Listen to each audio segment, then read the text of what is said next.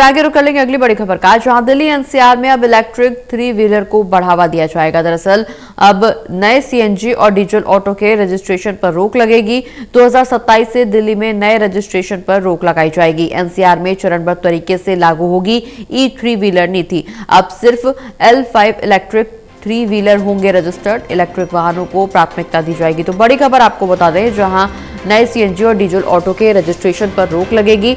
खास बात यह कि 2027 से दिल्ली में नए रजिस्ट्रेशन पर लगेगी रोक। एनसीआर में चरणबद्ध तरीके से ई3 व्हीलर नीति लागू की जाएगी। अब सिर्फ L5 इलेक्ट्रिक 3 व्हीलर ही रजिस्टर्ड किए जाएंगे। इलेक्ट्रिक वाहनों को प्राथमिकता दी जाएगी और दिल्ली एनसीआर में अब ये बड़ा कदम उठाया जा रहा है, जहां इलेक्ट्रिक 3 व्हीलर को बढ़ावा मिलता हुआ नजर आएगा।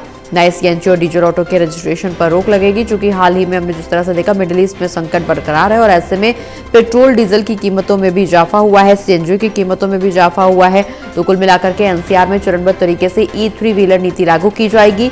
L5 इलेक्ट्रिक 3 व्हीलर रजिस्टर्ड किए जाएंगे। इलेक्ट्रिक वाहनों को प्राथमिकता दी जाएगी। अब इलेक्ट्रिक 3 व्हीलर को बढ़ावा दिया जाएगा। विशाल हमारे साथ जुड़े हुए हैं ज्यादा जानकारी के लिए। विशाल, नए सीएनजी और डीजल ऑटो के रजिस्ट्रेशन पर रोक लगाई जाएगी। अब इलेक्ट्रिक 3 व्हीलर को बढ़ावा देने की सरकार तैयारी कर रही है।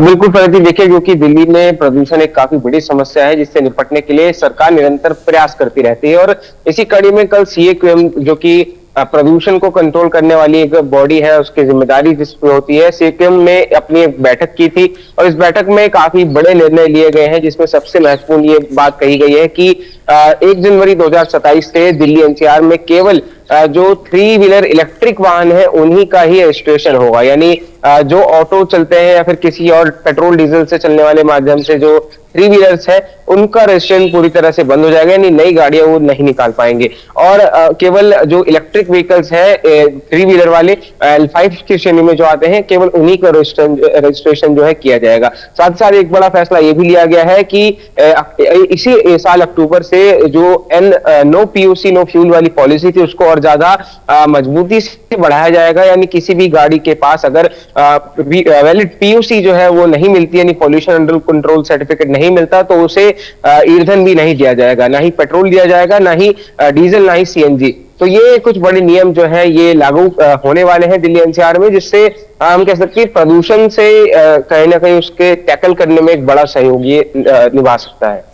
बिल्कुल विशाल, इस दौरान खास बात यह भी की जा रही है कि L5 इलेक्ट्रिक व्हीकल को ही बढ़ावा दिया जाएगा, क्योंकि अब ये कहा जा रहा है कि इलेक्ट्रिक व्हीकल को बढ़ावा देने की कवायद तेज होने वाली है। तो अब सिर्फ L5 इलेक्ट्रिक 3 व्हीलर रजिस्टर्ड किए जाएंगे। बिल्कुल, देखिए जो 3 व्हीलर की कैटेगरी में एक L5 श्रेणी होती है, इसी श्रेणी के जो व्हीकल्स होंगे, यानी जो ऑटो जिसे हम कहते हैं, केवल जो इलेक्ट्रिक वाले ऑटो होंगे उन्हीं को ही बढ़ावा दिया जाएगा और उनको प्राथमिकता भी दी जाएंगी। फिलहाल जो पुरानी ऑटो जो चल रही हैं वो उसी प्रकार चलती रहेंगी, लेकिन जो नई रजिस्ट्रेशन है वो केवल और केवल इलेक्ट्रिक वाहनों का ही होगा। चलिए, बहुत बहुत शुक्रिया विशाल, ये तमाम जानकारी दर्शकों तक पहुंचाने के लिए।